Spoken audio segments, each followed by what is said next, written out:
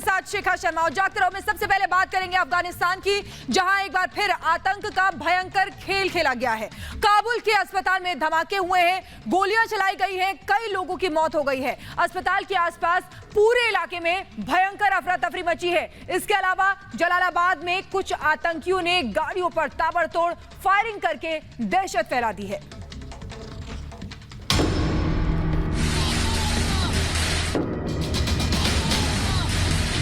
ये अफगानिस्तान है जहां तालिबान का राज है,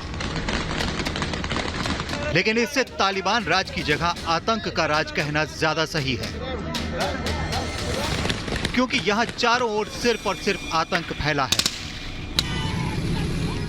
काबुल हो या कोई दूसरा शहर, लगातार गोलियां चल रही हैं, बम धमाके हो रहे हैं, आतंकी हमले हो रहे हैं। ये तस्वीरें अफगानिस्तान की राजधानी काबुल की हैं। यहां के हालात इन तस्वीरों से साफ हैं। काबुल में जबरदस्त धमाका हुआ है। धमाके की आवाज काफी दूर तक सुनी गई। बताया जाता है कि यह धमाका एक आत्मघाती हमला था जो सरदार मोहम्मद दाऊद खान अस्पताल के सामने हुआ।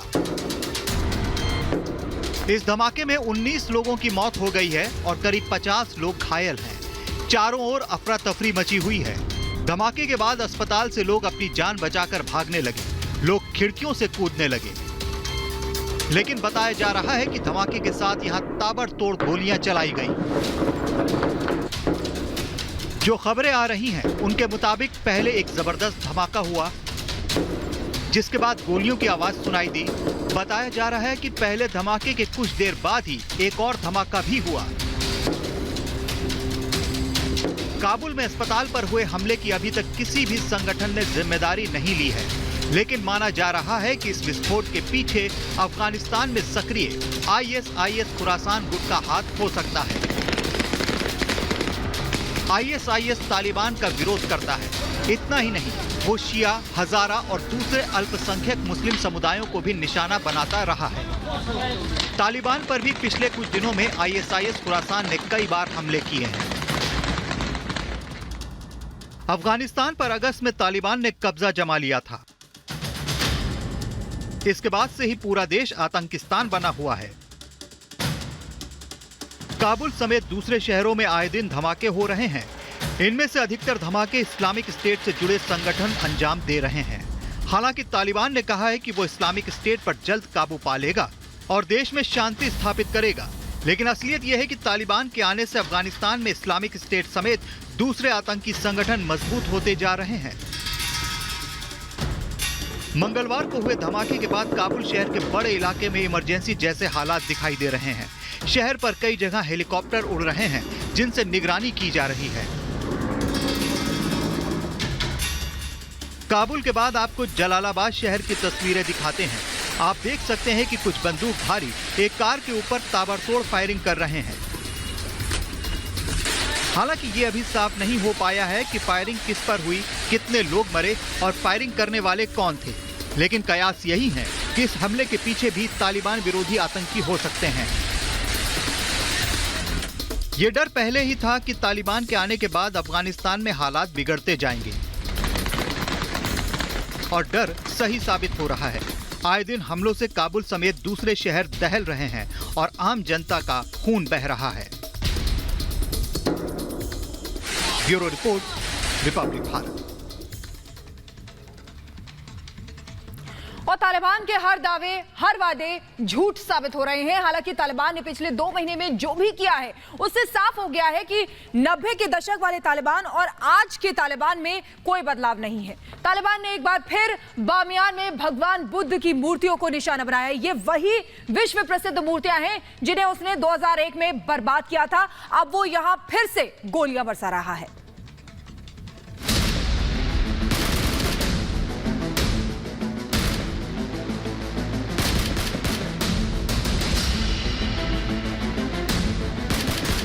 तालिबान का असली चेहरा एक बार फिर सामने आया है।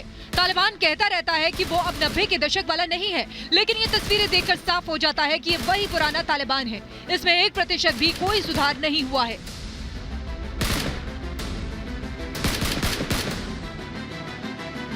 सोशल मीडिया पर यह वीडियो बहुत तेजी से फैला है। इसमें तालिबान के आतंकी बामियान इलाके में मौजूद बुद्ध की मूर्तियों पर गोलियां बरसाते हुए देखे जा सकते हैं।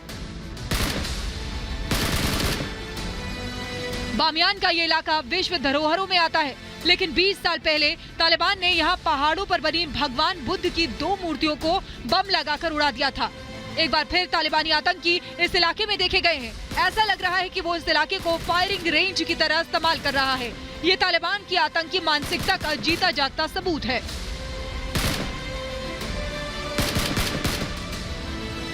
ये खबरें पहले भी आई थी कि अफगानिस्तान में तालिबान की वापसी के बाद बामियान में यूनेस्को विश्व धरोहर स्थल को पिछले महीने निशाना बनाया गया। खबरों के मुताबिक हमलावरों ने खुदाई से मिली भगवान बुद्ध की मूर्तियों और दूसरी कलाकृतियों को एक फ्रांस से आया पुरातत्वविदों के गोदाम से लूट लिया था। ये दल बामियान में खुदाई कर वहां से निकलने वाली अमूल्य ऐतिहासिक धरोहर को संरक्षित कर रहा था। तालिबान के आने के बाद से अफगानिस्तान में सिर्फ आतंक का राज है। आम जनता को गोली मारी जा रही है, तो वहीं विश्व धरोहरों को भी नुकसान पहुंचाया जा रहा है। Bureau report, Republic Bharat.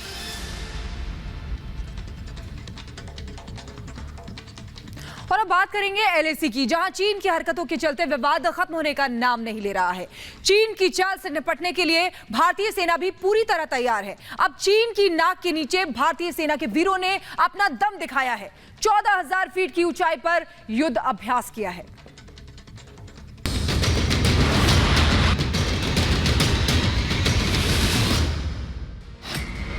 है 14,000 फीट पर सैन्य अभ्यास।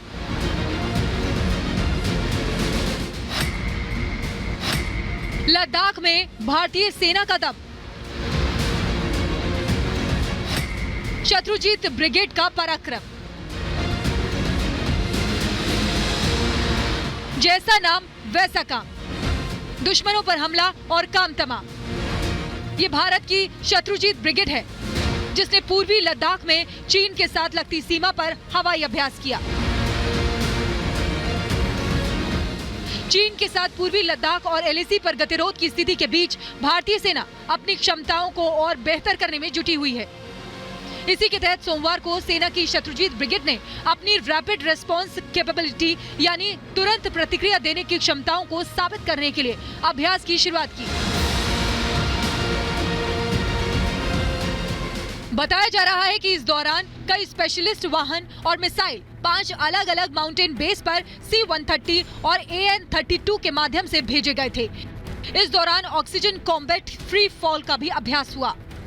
हवाई सेना ने युद्ध के समय की जाने वाली ड्रिल भी करवाई। आजकल इस इलाके का तापमान -20 से भी कम है। इस दौरान यह अभ्यास करना बेहद चुनौतीपूर्ण था, लेकिन यही शत्रुजीत ब्रिगेड की खासियत है। शत्रुजीत ब्रिगेड में सेना के बेहतरीन पैराट्रूपर शामिल होते हैं, जो बेहद ऊंचाई से पैराशूट के सहारे नीचे आते हैं और दुश्मन पर हमला कर देते हैं। एलएसी पर जारी तनाव। 13 दौर की कमांडर लेवल की बातचीत हो चुकी है दोनों देशों के बीच, लेकिन विवाद खत्म नहीं हो रहा है, क्योंकि चीन अपने रवैये पर अड़ा हुआ है। भारत और चीन के बीच 31 जुलाई को 12वें दौर की वार्ता हुई थी। इसके कुछ दिन बाद दोनों देशों की सेनाओं ने गोगरा से अपने सैनिकों की वापसी की प्रक्रिया पूरी की थी। इसे क्षेत्र में शांति और स्थिरता की बहाली की दिशा में एक बड़ा और उल्लेखनीय कदम माना गया था। फरवरी में दोनों पक्षों ने सहमति के अनुरूप पेंगोंग झील के उत्तरी और दक्षिणी किनारों से सैनिकों और हथियारों की वापसी की प्रक्रिया पूरी की थी। लेकिन हाल ही में 13वें दौर की बातचीत के बाद कोई हल नहीं निकला। बताया जा रहा है कि एलएसी पर संवेदनशील क्षेत्र में इस समय दोनों पक्ष के करीब 50,000 से 60,000 सैनिक तैनात हैं। चीन रच रहा है साजिश। वहीं एलएसी पर चीन लगातार साजिशें रच रहा है। वो अपनी सेना चोरी छिपे बढ़ा रहा है। ड्रोन के जरिए भारतीय सैनिकों की निगरानी करने की कोशिश कर रहा है। अपने क्षेत्र में मूलभूत ढांचों को मजबूत कर रहा है, लेकिन चीन की हर चाल का जवाब भारतीय सेना पूरी ताकत से दे रही है।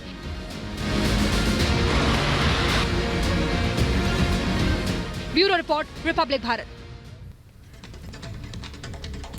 और वहीं चीन लगातार ताइवान को धमकी देता आ रहा है। एक बार फिर खबर आई है कि चीन के 8 लड़ाकू विमान ताइवान की सीमा में फिर घुसे हैं। चीन लगातार ताइवान को धमका रहा है, साथ ही वो ताइवान की मदद करने पर अमेरिका को भी आंखें दिखा रहा है।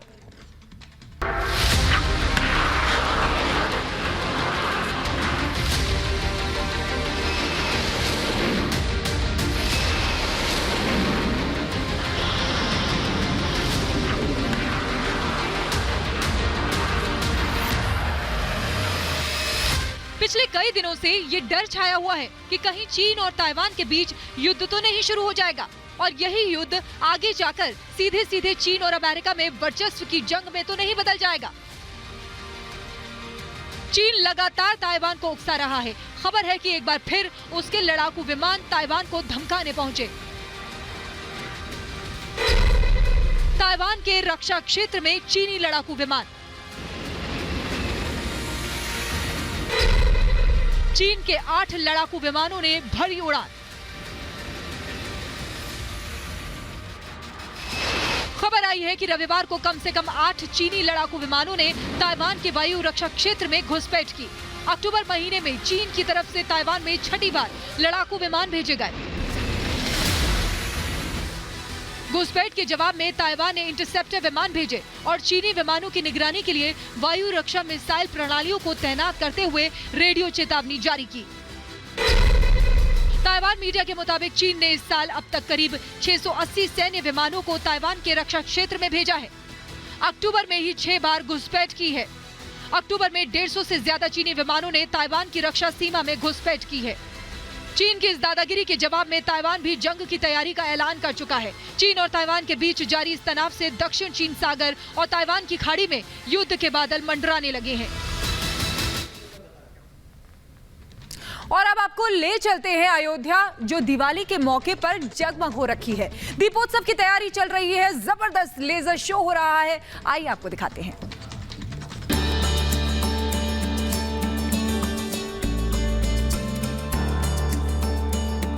जगमग हो रखी है रामनगरी अयोध्या।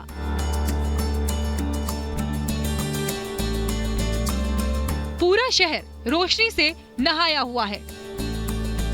सड़कें, दुकान, घाट रोशनी से नहा रहे हैं। अयोध्या वासियों ने भी अपने घरों को लाइटों से सजा रखा है।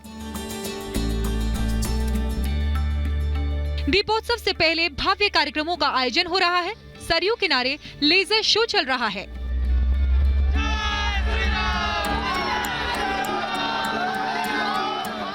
बताया जा रहा है कि अयोध्या में दीपोत्सव का आयोजन इस बार पिछले सालों से भी ज्यादा दिव्य और भव्य होगा।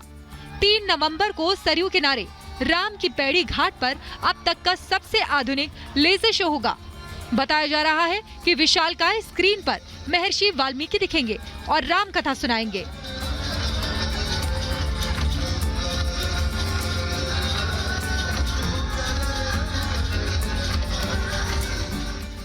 लेयर की लाइटें लगाई गई हैं। बेहतरीन साउंड सिस्टम लगाया गया है।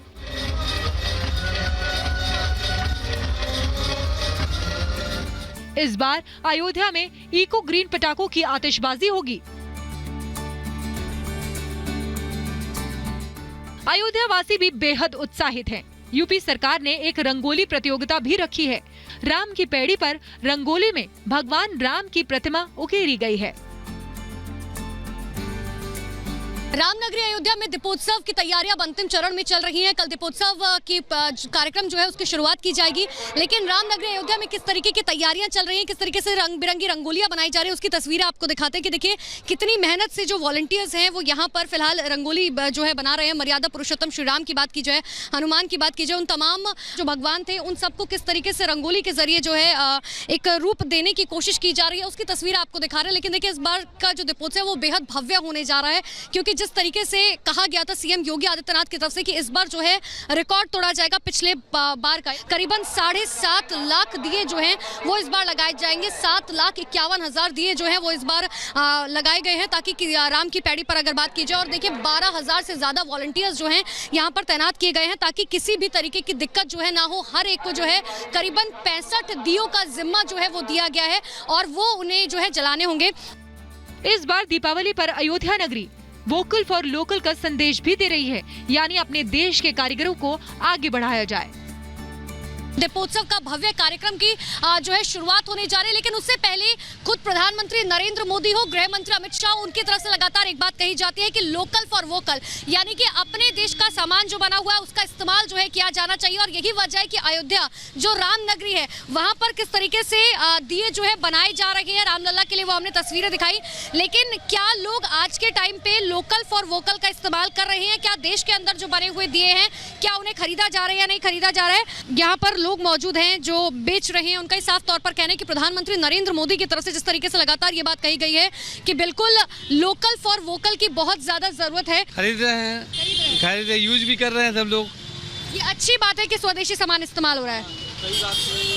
बिल्कुल, तो देखिए जो खासकर यहाँ पर ये दिए बेच रहे हैं उनका ये साफ तौर पर कहना है कि जिस तरीके का मैसेज प्रधानमंत्री नरेंद्र मोदी की तरफ से देने की कोशिश की जा रही है। अयोध्या की खूबसूरती स्वर्ग जैसी लग रही है। योगी सरकार पिछले 5 सालों से अयोध्या में भव्य और दिव्य दीपोत्सव का आयोजन कर रही है। राम की नगरी में दीपोत्सव का कार्यक्रम इस साल 5 दिवसीय कर दिया गया है, जिसका शुभारंभ 1 नवंबर से हो चुका है। अयोध्या में 3 नवंबर के भव्य उत्सव की तैयारी पूरी कर ली गई है। 32 घाटों, मंदिरों और प्रमुख स्थलों पर 12 लाख दियों को सजाने का काम भी अब पूरा हो रहा है। Bureau report, Republic Bharat.